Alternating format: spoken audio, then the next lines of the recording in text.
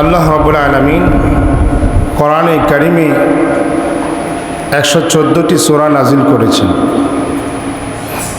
এই 114টি সূরা এর নাম আছে দুইটি, কোন সূরা হচ্ছে মাক্কি, কোন সূরা হচ্ছে মাদানী। আমি যে আপনাদের সামনে এই আয়াতে কারিমা তেলাওয়াত করেছি, একটি সূরা তেলাওয়াত করেছি। এই সূরাটা হচ্ছে মাক্কি সূরা, এর আয়াত হচ্ছে 3টি। আল্লাহ তাআলা এই সূরার ভিতরে 4টা কর্মসূচির ঘোষণা দিয়েছেন, 4টা গুণের কথা বর্ণনা করেছেন। এই 4টা গুণ যার ভিতরে থাকবে তাকেই আল্লাহ তাআলা মুমিন বলে ঘোষণা দিয়েছেন, সেই কামিয়াবি। এই 4টা গুণ যার ভিতরে থাকবে না, আল্লাহ তাআলা তাকে বলেছেন এরা সব ক্ষতিগ্রস্তের ভিতরে আছে। আমার ভাইরা, আল্লাহ তাআলা কোরআন কারিমে বলেছেন ওয়াল আসর ইন্নাল ইনসানা লাফি খুসর ইল্লাল্লাযীনা আমানু وعملوا الصالحات وتواصوا بالحق وتواصوا بالصبر। محترم হাজিরিন, আল্লাহ রাব্বুল আলামিন প্রথমেই বলেছেন ওয়াল আসর, সময়ের কসমকে আল্লাহ তাআলা বলছেন সময়ের কসম। তিনি কে? এই আলোচনাটা তিনি শুরু করতে চাইতেছেন। আল্লাহ রাব্বুল আলামিন কসম তিনি অনেক করেছেন। সূর্যের কসম খেয়েছেন, চন্দ্রের কসম তিনি করেছেন, তিনি রাতের কসম করেছেন, দিনের কসম করেছেন। আল্লাহ রাব্বুল আলামিন কোরআনে কারিমে অসংখ্য তিনি কসম খেয়েছেন। আবার তিনি কসমও করেছেন ওয়াত-তিনি ওয়াজ-যাইতুন ওয়া তুরি সিনিন ওয়া হাযাল বালাদিল আমিন। আল্লাহ তাআলা কসম 4টা কসম এখানে করেছেন। ওয়াত-তিন, 3 ফলের কসম, যাইতুন, যাইতুনের কসম, ওয়া তুরি সিনিন এবং সিনাই পর্বতের কসম, ওয়া হাযাল বালাদিল আমিন নিরাপদ শহরের কসম, মক্কা নগরীর কসম খেয়েছেন। কিন্তু একটা কথা জানাইতে চাই, আল্লাহ তাআলার কসম খায়া কোনো কিছু বলার দরকার আছে নাকি? আল্লাহ তো চিরন্তন সত্যবাদী, তিনি কেন কসম খাইলেন? এই কসম খাওয়া এটা তো মানুষের স্বভাব। বলে কেমনে? মানুষ সত্য বলে, মিথ্যাও বলে, ঠিক না বেঠিক? মানুষ মিথ্যাটাকে সত্য প্রমাণিত করার জন্যই মানুষ কসম খেয়ে থাকে। মাঝে মাঝে মানুষ কসম খায়, মা বাবারও কসম খায়, আল্লাহর কসম খায়, বিভিন্ন রকমের কসম খেয়ে থাকে। কিন্তু আল্লাহ রাব্বুল আলামিন তিনি কেন কসম খাইলেন? তিনি তো কখনো মিথ্যা কথা বলেন না, ঠিক না বেঠিক? আল্লাহ তো মিথ্যা কখনো বলেন না, মিথ্যার আশ্রয় নেন না। মানুষ তার স্বভাব হচ্ছে মিথ্যা বলা, সত্যটাকে গোপন করার জন্য মিথ্যার কসম খায়। আবার মিথ্যা কথাটারে সত্য বানানোর জন্যই মানুষ কসম খেয়ে থাকে, ঠিক না বেঠিক? মোহতারাম হাজিরিন, তাহলে আল্লাহর কসম খাওয়ার কি প্রয়োজন এখানে? আল্লাহ রাব্বুল আলামিন তিনি কসম খাওয়ার উদ্দেশ্যে হচ্ছে তিনি যে আলোচনাটা সামনে করবেন, এই আলোচনাটাকে গুরুত্ব দেওয়ার জন্য মানুষ যেন এই গুরুত্ব সহকারে এই কাজগুলি সমাধা করে, মানুষ যেন গুরুত্ব সহকারে কাজগুলা করে। এই জন্যই আল্লাহ তাআলা বারবার কসম কে তিনি কথা আলোচনা করেছেন। আমার ভাইরা, আল্লাহ রাব্বুল আলামিন সময়ের কসম কে তিনি বলতেছেন ওয়াল আসর, সময়ের কসম তাহলে বোঝা যাচ্ছে সময়ের মূল্যায়ন করতে হবে কিনা বলুন, সময়ের দাম আছে কি নাই? বলে সময়ের অনেক দাম, সময়ের দাম বিদায় সময়ের কসম খেয়েছেন, কালের কসম খেয়েছেন, যুগের কসম খেয়েছেন আল্লাহ তাআলা বারবার। মোহতারাম হাজিরিন, আল্লাহ তাআলা সময়ের কসম এই জন্য করেছেন, বলে যুগের কসম এই জন্য তিনি করেছেন। আমাদের আগে কিন্তু আমাদের বাপ দাদা ছিল, দাদা ছিল, নানা ছিল, আজকে তারা দুনিয়ার জমিনে নাই, আজকে তারা নাই, কিন্তু তারা কিন্তু আমাদের অতীতে ছিল, ঠিক না বেঠিক? আজকে তারা কিন্তু আমরা না, আমাদের সামনে আজকে নাই, তাদের সম্পদগুলি কিন্তু আমরা ভোগ দখল করতেছি। বলে তারা এক সময় দুনিয়ার ময়দানে ছিল, আজকে তারা দুনিয়ার থেকে বিদায় হয়ে গেছে। বলে আজকে আমি সুন্দর করে নিজে নিজে খাইতে পারি, কিন্তু এমন একটা সময় আসবে খানা সামনে থাকবে কিন্তু আমি খাইতে পারবো না।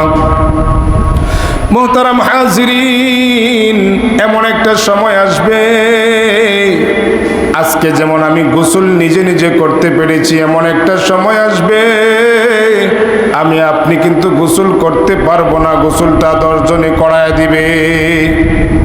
এমন একটা সময় আসবে আমি আজকে নিজে নিজে পোশাক পরিধান করেছি, পোশাক পরিধান করে আল্লাহ তাআলার ঘরে এসেছি, কিন্তু এমন একটা সময় আসবে আমি আপনি কিন্তু পোশাকটা পরতে পারবো না, আমারে আপনারে কিন্তু পোশাক পরিধান করায় দিবে। পোশাক পরিধান করাইয়া এরপরে আমার আপন ঠিকানায় তারে পৌঁছায় দিবে প্রত্যেকটা মানুষকেই, ঠিক না বেঠিক? এই দুনিয়া কিন্তু থাকার জায়গা না, এই দুনিয়া সকলকেই কিন্তু ছাড়তে হইবে। এই জন্য আল্লাহ রাব্বুল আলামিন সময়ের কসম করে বলেছেন ওয়াল আসর, সময়ের কসম, কারণ প্রতিটা মুহূর্ত আমাদের সামনে গুরুত্বপূর্ণ দামি সময়। এই সময় যদি পার হয়ে যায় আর কোনোদিন ফিরে পাওয়া যাবে না, ঠিক না বেঠিক? এই যে সময় যে পার হয়ে যাইতেছে, এই সময় কি আরো পাওয়া যাবে? আমার বয়স দিন দিন কিন্তু বাড়তে আছে, বাড়তে আছে, প্রতিটা রাত প্রতিটা দিন চলে যাচ্ছে, প্রতিটা সময় আমার কাছ থেকে হারায় যাইতেছে। এই প্রত্যেকটা সময় কিন্তু গুরুত্বপূর্ণ সময়। এই জন্যই আল্লাহ রাব্বুল আলামিন সময়ের কসমকে বলতেছেন যে ও বান্দা, তোমার প্রতিটা মুহূর্ত কিন্তু গুরুত্বপূর্ণ সময়, কোন কাজে ব্যয় করতেছে এই সময়টা। আল্লাহ রাব্বুল আলামিন সময়ের কসমকে তিনি বলতেছেন, মালিক ডাক দিয়ে বলতেছেন ইন্নাল ইনসানা লাফি খুসর। আল্লাহ তাআলা বলছেন নিশ্চয় সমস্ত মানুষ, ইন্নাল ইনসান, নিশ্চয় সমস্ত মানুষ ক্ষতিগ্রস্তের ভিতরে আছে, ক্ষতির ভিতরে আছে। এটা কার কথা বলুন, জোরে বলুন। আল্লাহ রাব্বুল আলামিন ডাক দিয়ে বলতেছেন নিশ্চয় মানুষ, সব মানুষ ক্ষতিগ্রস্তের মধ্যে আছে। আল্লাহ তাআলা এই কথা বলতেন, এরপরে আল্লাহ তাআলা ইন্নাল ইনসানা লাফি খুসর, সমস্ত মানুষগুলি ক্ষতির মধ্যে আছে। এরপরে বলেন ইল্লাল্লাযীনা আমানু,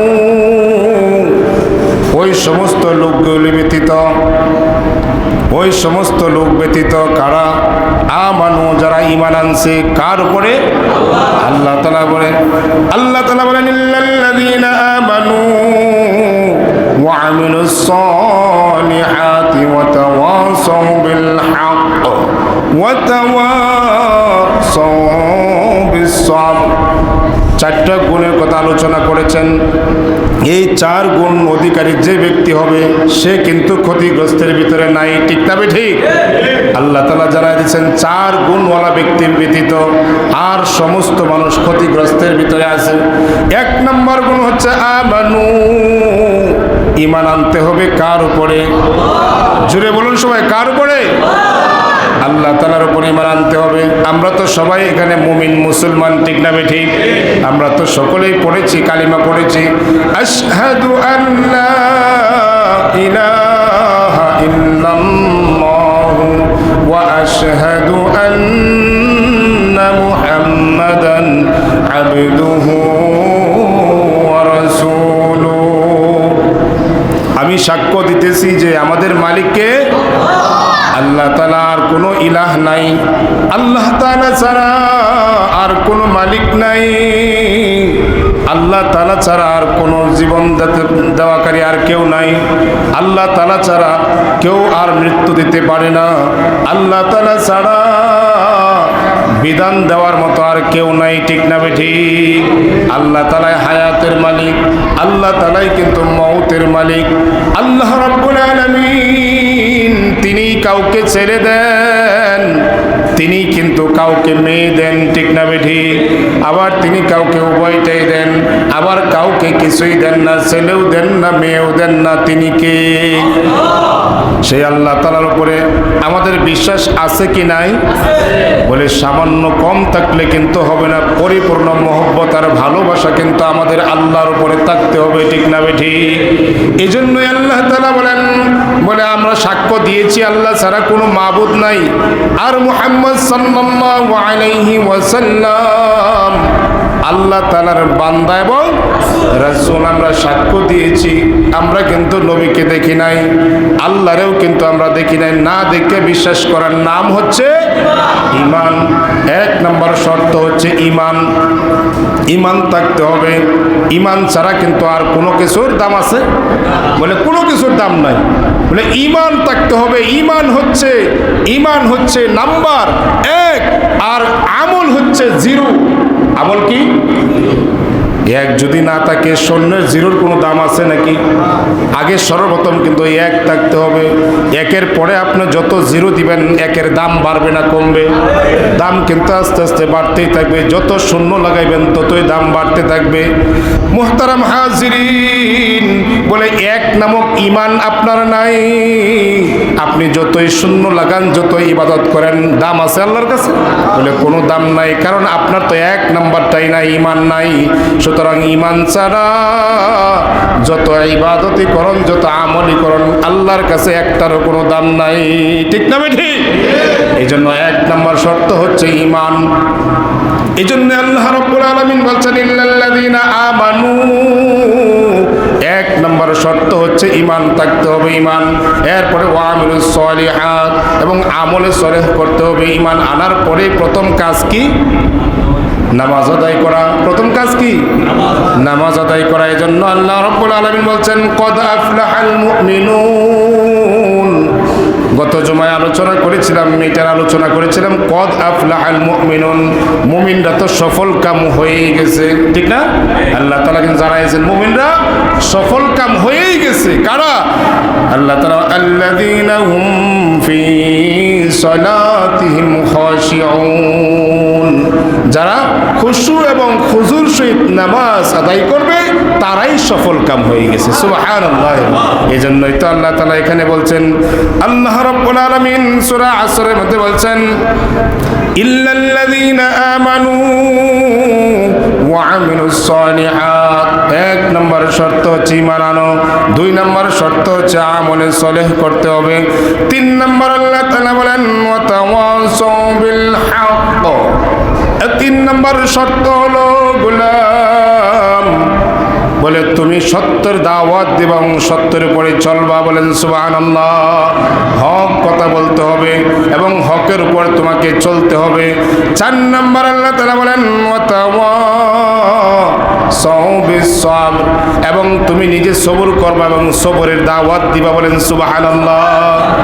বিপদ আসলেই ধৈর্য ধারণ করতে হবে মুমিনকে। ঠিক না বেঠিক? এই 4টা গুণের কথা আলোচনা করেছেন। তাহলে 1 নম্বর গুণ কি?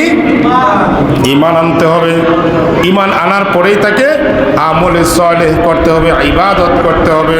3 নম্বর বলে হকের কথা, সত্য কথা বলতে হবে, সত্যের দাওয়াত দিতে হবে।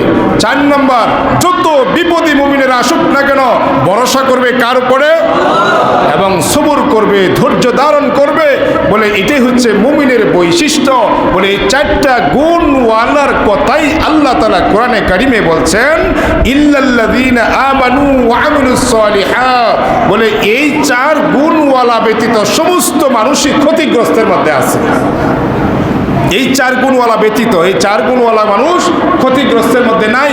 তাহলে বুঝতে হবে শুধু ঈমান আনলাম কিন্তু নেক আমল করলাম না, ওই মানুষটা কি আল্লাহর কাছে প্রিয় হতে পারবে? আল্লাহর কাছে যদি প্রিয় হইতে হয় অবশ্যই তাকে আমলে সালেহ করতে হবে, ঠিক না বেটি? ইবাদত ছাড়া আমল ছাড়া আল্লাহর কাছে কোনো দাম নাই। বলে আমল এখন সকলকেই করতে হবে, কারণ আমার আল্লাহ তাআলা বানাইছেন গোলামকে শুধু গোলামের জন্যই, ঠিক না বেটি? আল্লাহ তাআলা কোরআনে বলেন ওয়ামা খালাকতুল জিন্না ওয়াল ইনসা ইল্লা লিয়াবুদুন। আমার আল্লাহ তাআলা বলেন ও গোলাম, তোরে বানাইছি শুধু আমার গোলামের জন্য, অন্য কোনো কাজের জন্য বানাই নাই।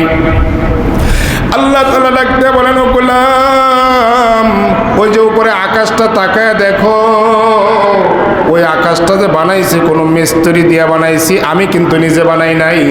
ওই আকাশটা বানাইলাম আমি মিস্ত্রি দিয়া বানাইছি, জমিন বানাইছি মিস্ত্রি দিয়া বানাইলাম, পাহাড় পর্বত নদী নালা সব কিছু মিস্ত্রি দিয়া বানাইছি, গলার থেকে নিচ পর্যন্ত এই সব তোমার বডিটারেও মিস্ত্রি দিয়া বানাইলাম। কিন্তু তোমার এই মুখটা, ওই কপালটা, এটা কিন্তু কোনো মিস্ত্রি দিয়া বানাই নাই। আল্লাহ তাআলা বলেন আমি আমার কুদরতি হাত দিয়া তোমারে বানাইছি। সব বানাইলাম মিস্ত্রি দিয়া, মুখ কানা কপাল কানা বানাইছি আমি আমার কুদরতি হাত দিয়া। কেন বানাইছি গোলাম জানো? বলে এই কপালটা দিয়া শুধু আমি মালিকের জন্যই বানাইছি, সেজদা দিবা মালিকরে সেজদা দিবা, আর কাউরে কিন্তু সেজদা দিতে পারবা না। বলেন সুবহানাল্লাহ। এই কপাল কানা বানাইছেন আল্লাহ শুধুমাত্র আল্লাহর কুদরতি পায়ে সেজদা দেওয়ার জন্য, ঠিক না বেঠি? আর কাউরে সেজদা দেওয়া যাবে? আর কাউরে কিন্তু সেজদা দেওয়া যাবে না। থাকলে কিন্তু ঈমান নামক দৌলতটা আর থাকবে না, ঠিক না বেঠি? আর কাউরে যদি সেজদা দেয় তাহলে ঈমান নামক দৌলত আর থাকবে না, আপনি বেঈমান হয়ে যাবেন। এজন্য আল্লাহ তাআলা বলতেছেন তোরে সুন্দর করে আমি বানাইছি, এই হাত দিয়ে তোরে কপালটা বানাই দিয়েছি শুধুমাত্র আমার গোলামি করবে। এজন্য গোলাম যেই হোক না কেন, সে যদি একজন মুসিও হয় আল্লাহর কাছে দামি হয়ে যাবে, ঠিক না বেঠিক? সে যদি একজন বাদশাহ হয়, প্রেসিডেন্ট হয়, আর আল্লাহর যদি গোলামি না করে আল্লাহর কাছে তার কোনো দাম আছে? কোনো দাম নাই। বাদশাহ যদি আল্লাহর গোলামি করে আল্লাহর কাছে দাম, একজন গোলাম দুনিয়ার জমিনে যার কোনো দাম নাই, ওই মানুষটাও যদি আল্লাহর গোলামি করে আল্লাহর কাছে তার দাম হয়ে যায়, ঠিক না বেঠিক?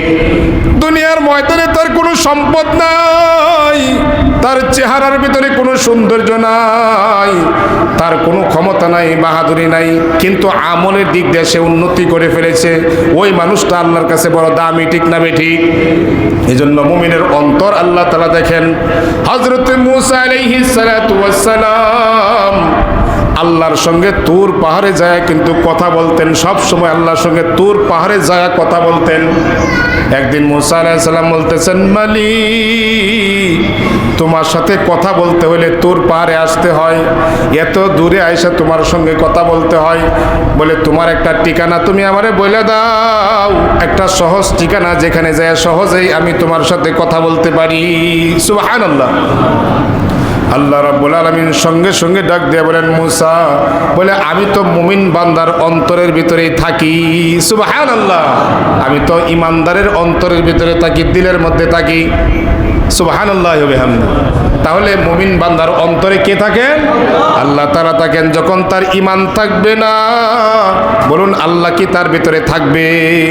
বলে এই জন্য মুমিন হতে হবে। আর ঈমান হওয়ার পরে প্রথম শর্ত হচ্ছে ইবাদত। ইবাদত ছাড়া আল্লাহর কাছে কোনো দাম নাই।